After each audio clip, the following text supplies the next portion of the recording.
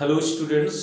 आप लोग कैसे होंगे? पढ़ाई के लिए बहुत तत्पर होंगे और बिल्कुल तन मन से लगे होंगे क्योंकि बोर्ड एग्जाम बहुत नज़दीक है, जिसमें मैं आज न्यू वीडियो बना रहा हूँ। वेरी वेरी मोस्ट इम्पॉर्टेंट है जिसका नाम है बीजांड या गुर बीजांड ध्वनि की संरचना। वेरी वेरी मोस्ट इम्पॉर्टेंट है। आप लोग इसकी से है और सबसे पहले आप लोग करिए कि है सब्सक्राइब करिए, बेल आइकन दबाइए। और इसमें नेक्स्ट पॉइंट जैसे मैं बता रहा हूँ बीजांड की संरचना।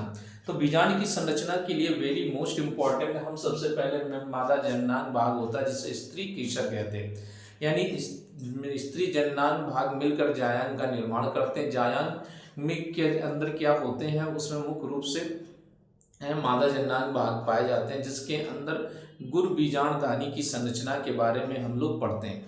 उस गुर बीजांड ध्वनि में सबसे महत्वपूर्ण भाग है बीजांड या गुर बीजांड ध्वनि की संरचना। गुर बीजांड ध्वनि में क्या है कि हम किसी बीजांड की संरचना को काट कर देखते हैं, उसमें भिन्न प्रकार की संरचनाएं दिखाई देती हैं।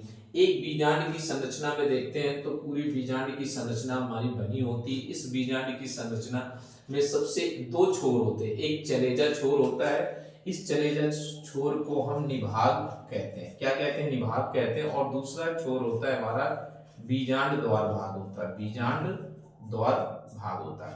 ठीक इस छोर की संरचना के आधार पर सबसे ऊपर चलेजा भाग होता है। इस चलेजा भाग के चारों ओर प्राय न्यूसेलस पाया जाता है जिसे हम बीजांड काय कहते हैं। क्या कहते हैं? बीजांड काय कहते हैं। ठीक बीजांड काय बना होता है। बीजांड काय के नेक्स्ट सतह पर की मृदुतक कोशिकाओं का समूह होता है और इन मृदुतक कोशिकाओं के चारों ओर यानी भ्रूण कोश को चारों ओर से घेरने वाले दो प्रकार के की आवरण होता है जिसे हम अध्यावरण या इंटुगमेंट आवरण भी अध्यावरण आवरण भी कहते हैं।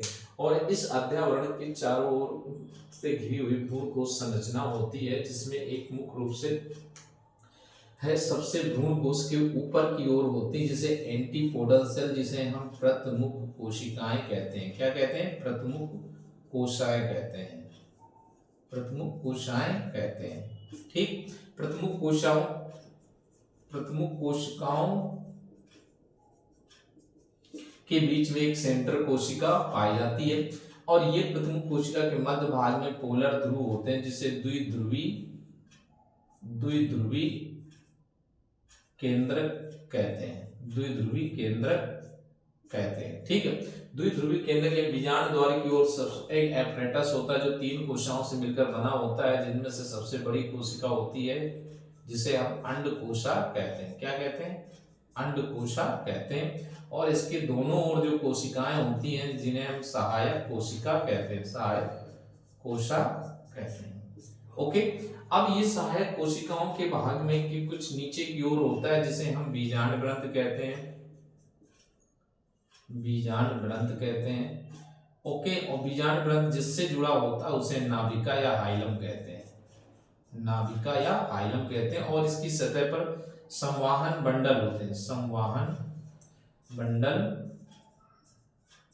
प्रेजेंट होते हैं। अब इसी बीजांड कोश की में प्राय जो भ्रूण कोश की संरचना को बी पोर्शन में हम लोग देखते हैं तो एक बड़ी संरचना मैं बना के दिखा दे रहा हूं जिसमें सबसे ऊपर की ओर होती है जिसे हम एंटीपोडल सेल या सिनर्जिक कोश एंटीपोडल सेल्स कहते हैं। ये एंटीपोडल सेल्स तीन कोशिकाओं से मिलकर बनी होती है। इसके मध्य भाग सेंट्रल कोशा होता है। इस सेंट्रल कोशा में द्विध्रुवी केंद्रक होते हैं और द्विध्रुवी केंद्रक के ठीक नीचे यानी बीजांड द्वार की ओर filiform in the apparatus present होते हैं जिसे हम एक एपरेटस या अंड समुच्च कहते हैं।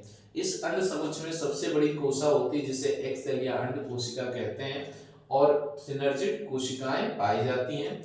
इस प्रकार से गुर बीजांड या बीजांड की संरचना होती है। Okay, thanks. नोट कर लीजिए, फिगर बना लीजिए।